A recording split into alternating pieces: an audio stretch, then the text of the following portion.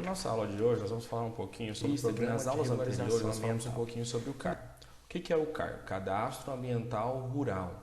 Esse cadastro ambiental rural é como se fosse uma espécie de RG que a propriedade ela tem. E nesse CAR contém todas as informações, os dados e as características dessa área. E ele é feito eletronicamente através desse sistema que chama SICAR.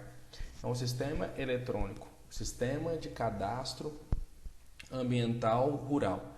Esse sistema ele é o mesmo para todo o país, que é ligado ao Sistema Nacional de Informações sobre o Meio Ambiente, que além de cadastrar essas propriedades, elas também têm a responsabilidade de analisar e gerenciar todos os dados de todos os imóveis brasileiros. Lembrando também uma consideração, nós até falamos um pouquinho sobre isso, que fica a liberação para o Estado também ter uma necessidade do seu próprio CAR. Nós falamos um pouco nas aulas passadas.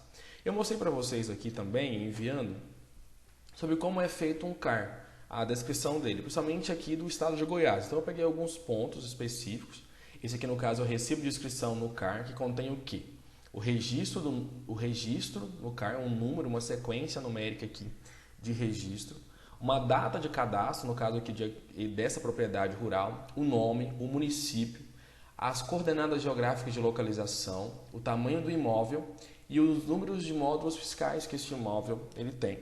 Além de algumas características de informação sobre o próprio CAR. Logo após vem um mapa da propriedade e depois nós vamos ter uma descrição, por isso nós chamamos até mesmo de RG da propriedade, com todas as informações, como por exemplo a área total do imóvel, a área de servidão administrativa, a área líquida do imóvel, a área de preservação permanente, área consolidada, remanescente de vegetação nativa e área de reserva legal.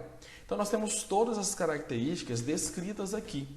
E o CAR, como uma ferramenta que descreve a propriedade, ele vai ser analisado para que depois nós tenhamos aí algumas utilizações, como por exemplo o plano de regularização ambiental, ou seja, se algum dado dessa área ele está faltante, como por exemplo a quantidade de áreas necessárias para a reserva legal ou de área de preservação permanente, o proprietário dessa área vai ter que fazer um processo de regularização de acordo com o novo Código Florestal que nós vimos em sala de aula, que estabelece aí o limite de área de uso em imóveis e áreas de conservação ambiental.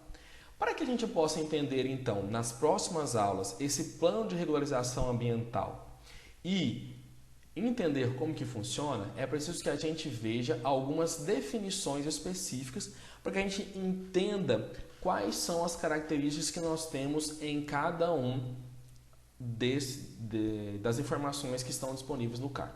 Como, por exemplo, reserva legal, o que seria a área de preservação permanente, o que seria essa área de uso restrito, consolidado. Vamos dar uma olhada nisso. O primeiro que nós temos aqui, então, é a reserva legal. Essa reserva legal é uma área localizada no interior de uma propriedade com a função de assegurar o uso econômico de modo sustentável dos recursos naturais do imóvel, auxiliar na conservação e a reabilitação dos processos ecológicos e da biodiversidade, abrigar a fauna silvestre e proteger a flora ativa. Ou seja, como o próprio nome já diz, reserva quer dizer uma área que esteja ali sem mexer, em reserva, reservado, deixado ali de lado, com essa finalidade de assegurar tanto o uso econômico como sustentável dos recursos naturais.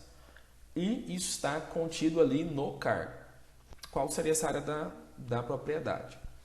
E tem essa finalidade também de proteger fauna e flora. E é de obrigação do produtor deixar esta área de reserva legal dentro da propriedade. E dentro disso daí, nós temos o percentual da propriedade que deve ser registrado como reserva legal, que ele vai variar de acordo com o bioma que está presente na região em questão. Por exemplo, se o bioma aqui é a Amazônia, há uma necessidade de pelo menos 80% da área ela seja considerado como reserva legal. nas florestas. Quando nós estamos falando aqui de cerrado, é necessário que pelo menos 35% das áreas da propriedade, né, ela seja então considerada como reserva legal. Então depende do bioma onde está localizado aquela área. Sendo que no mínimo 20% na propriedade e 15% na forma de compensação ambiental em uma outra área extrapropriedade, porém que seja na mesma microbacia ali de águas, seja utilizado como reserva legal.